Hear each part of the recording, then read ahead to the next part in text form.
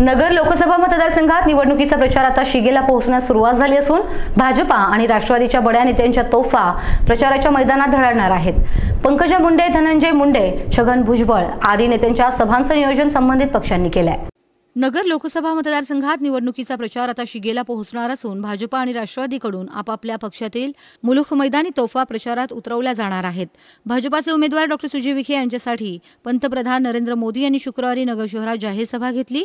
या सभेला मुख्यमंत्री देवेंद्र फडणवीस यांनीही मार्गदर्शन केलं।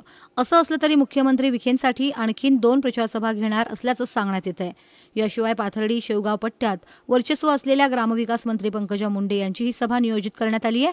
रासपचे महादेव जानकर यांची तोफही विखेंसाठी धडाडणार आहे। भाजपाबरोबरच राष्ट्रवादी काँग्रेसकडूनही त्यांचे फायर ब्रँड नेते नगरमध्ये प्रचाराच्या रणधुमाळीत उतरणार आहेत। विरोधी पक्षनेते धनंजय मुंडे, ज्येष्ठ नेते छगन भुजबळ यांच्या सभांचं नियोजन आमदार संग्राम जगताप यांच्या प्रचारासाठी करण्यात आलंय। दुसरीकडे मनसेचे प्रमुख राज ठाकरे यांचीही सभा नगरमध्ये होणार असल्याची चर्चा आहे।